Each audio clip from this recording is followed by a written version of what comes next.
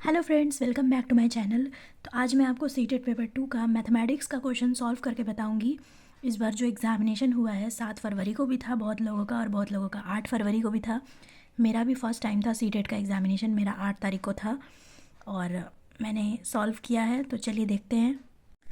तो ये है क्वेश्चन नंबर 1। ये सब जो ऑब्जेक्टिव टाइप होता है सीडीपी का, वो मैं आपको तो पता ही होगा वो सबका क्या आंसर है। मैं आपको बताऊंगी सॉल्यूशन, क्वेश्चन वाला जितना भी है सॉल्व करने वाला वो बताऊंगी। तो इसका आंसर जियोबोर्ड होगा वैसे, और इसका आंसर 160 होगा। चलिए ये वाला क्वेश्चन सॉल्व करते हैं। मेरा जी सेट था, इसीलिए क्वेश्चन आप लोग देख लीजिएगा अपने आपका जो भी सेट है। तो यहाँ पे जैसे लिखा हुआ है, if 2x - 10 and 3x - 50 are complementary angle then the value of इतना। तो कम्प्लीमेंट्री एंगल में क्या करते हैं कि सम ऑफ टू एंगल होता है 90 डिग्री और सप्लीमेंट्री का सम ऑफ टू एंगल होता है 180 डिग्री। तो इतने को जो दो एंगल का जोड़ के ना जोड़ आया है 90 डिग्री, तो ये दोनों एंगल को जो लिखा हुआ है इस दोनों को प्लस करके 90 डिग्री लिखेंगे, क्योंकि यहाँ पे कम्प्लीमेंट्री पूछ रहा है।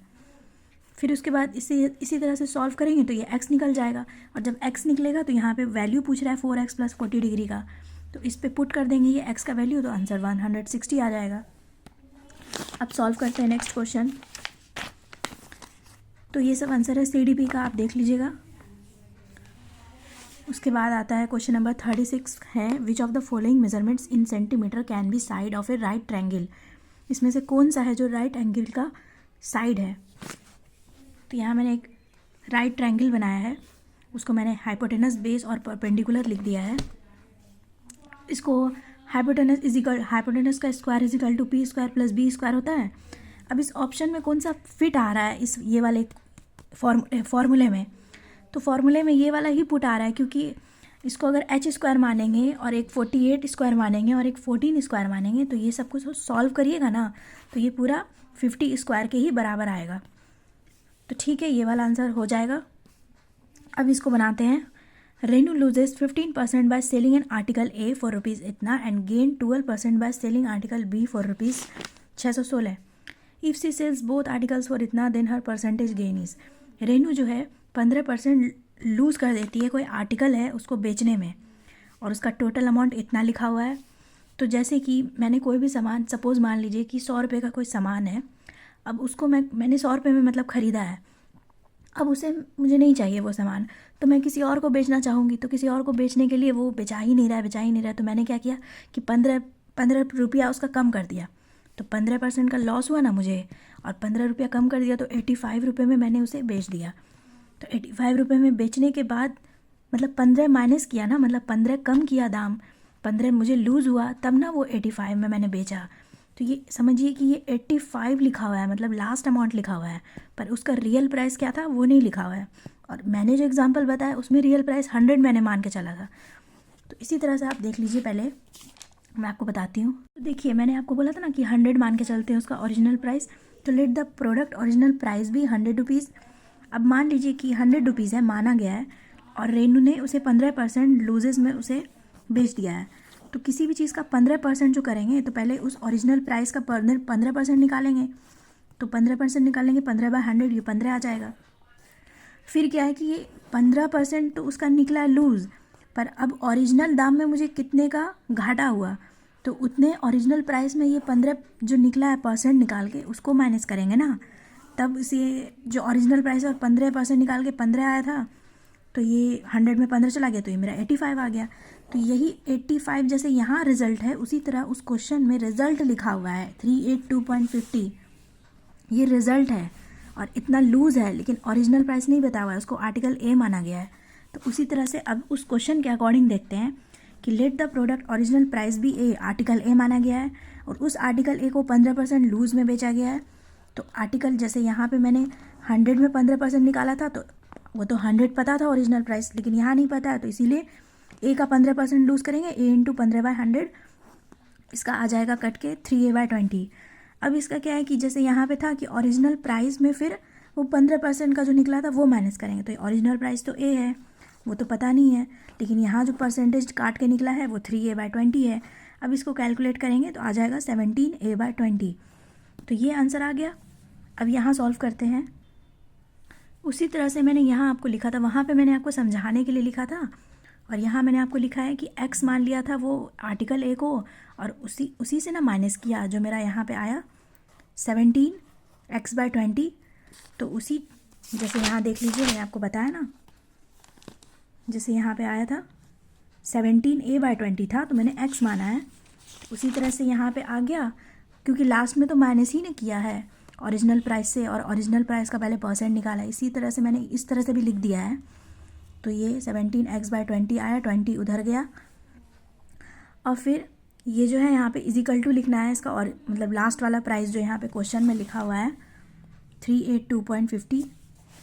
तो ये देखिए इजिकल टू किया तो x निकल गया मेरा, ये 17x/20, 20 इधर गया, 17x इजिकल टू इतना, फिर x का वैल्यू आ गया 450। अब सेम प्रोसेस वही करना है कि वहाँ पे क्या था, लूजेस था, लेकिन यहाँ पे क्या है कि फिर आर्टिकल बी में 12% का गेन हुआ है, और लास्ट वाला प्राइस लिखा हुआ है 616।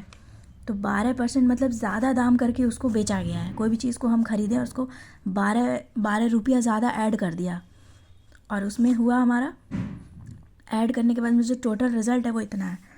तो इसको सॉल्व पहले कर लेते हैं। तो यहाँ पे लूज़ वाला था तो माइनस किए थे ना, लूज़ हो रहा था तब, अब गेन हो रहा है, तो उसी तरह से ओरिजिनल प्राइस में गेन करेंगे पहले, और फिर ओरिजिनल प्राइस का परसेंटेज निकालेंगे, और उसी से ऐड कर देंगे परसेंटेज निकालने का, ओरिजिनल प्राइस में ऐड करके ये आपका आ जाएगा इधर 28/25 था, तो 25 इधर गया, x निकल गया 550। अब मुझे टोटल कितना फ़ायदा हुआ, 550 और 450, 1000 हुआ। यहाँ बोल रहा है ना कि सी सेल्स बोथ आर्टिकल फॉर इतना, उसने दोनों आर्टिकल को मिला के इतने में बेचा, लेकिन मेरा आ रहा है कितना, 1000। तो फिर मुझे कितने का फ़ायदा हुआ, तो उसे प्रॉफिट हुआ 1000 में, तो इतने में बेचा है, और ये दोनों मिला के उसको इतना हुआ था, लेकिन उसने बेचा कितने में, 1180 में। तो उसे कितने का फ़ायदा हुआ, 180 का फ़ायदा हुआ।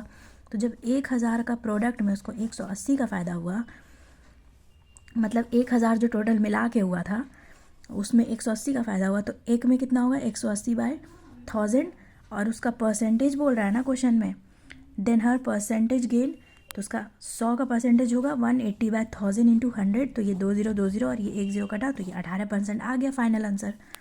यहाँ पे देखिए आपका 18% है। तो अब हम लोग नेक्स्ट क्वेश्चन सॉल्व करते हैं। स्विमिंग,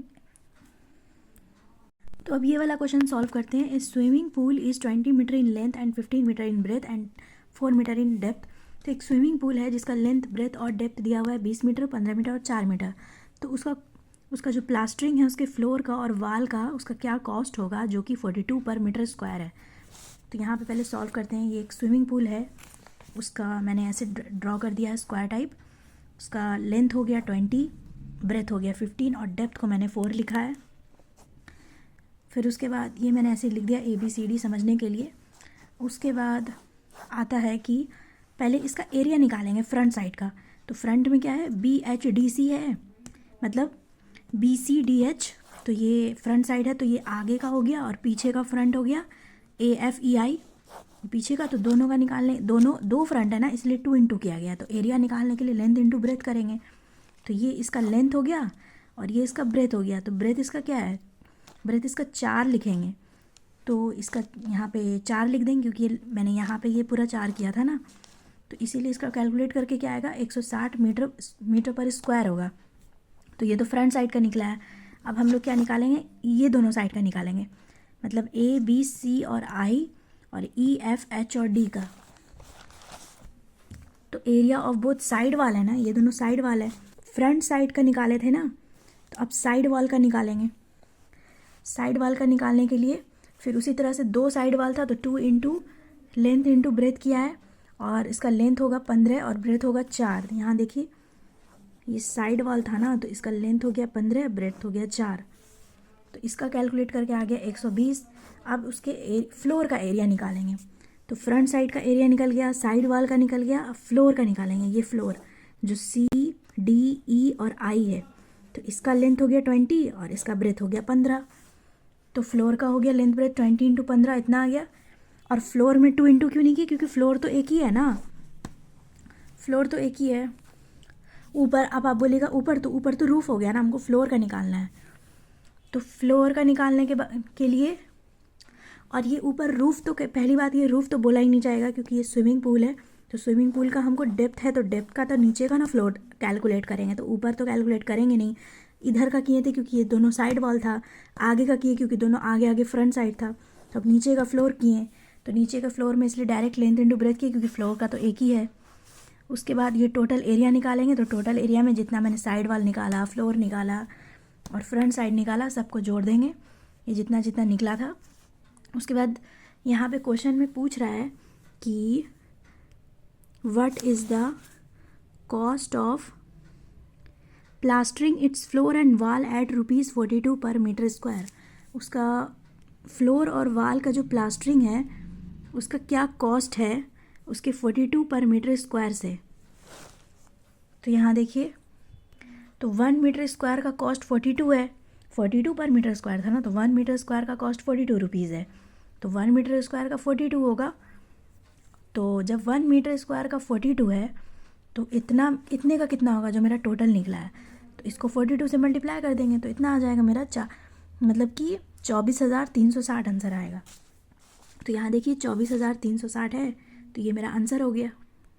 अब ये वाला क्वेश्चन सॉल्व करते हैं कि एक pie chart is constructed for the following data. पूरा डेटा दिया हुआ है, मंथ है और ये नंबर ऑफ़ कंप्यूटर सोल्ड है। इसमें पूछ रहा है कि what will be the difference between the central angle of the sector representing the number of computer sold in March and January. मतलब ये मार्च का है और ये जनवरी का है, ये दोनों का जो कितना नंबर, ये दोनों के कंप्यूटर, मतलब ये दोनों में कितना कंप्यूटर का सोल्ड हुआ है, कितना नंबर ऑफ़ कंप्यूटर सोल्ड हुआ है जनवरी और मार्च में, और वो दोनों के सेंट्रल एंगल के बीच का डिफरेंस निकाल के बताना है। तो सॉल्व करते हैं। सबसे पहले मैं यहाँ पे एक डायग्राम बना के आपको समझाई हूँ। देखिए पूरा जैसे कि पाई चार्ट है ना, तो इसीलिए इसे पाई चार्ट की तरह बनाया गया है। पूरा लिखा है मैंने जनवरी फरवरी मार्च से लेके जून तक, जैसे यहाँ पे जून तक दिया हुआ है। उसके बाद टोटल नंबर ऑफ़ कंप्यूटर्स को मैंने ऐड कर दिया है, जितना कि दिया हुआ है उसमें 500 से लेके 820 तक, तो टोटल नंबर आया है 4500।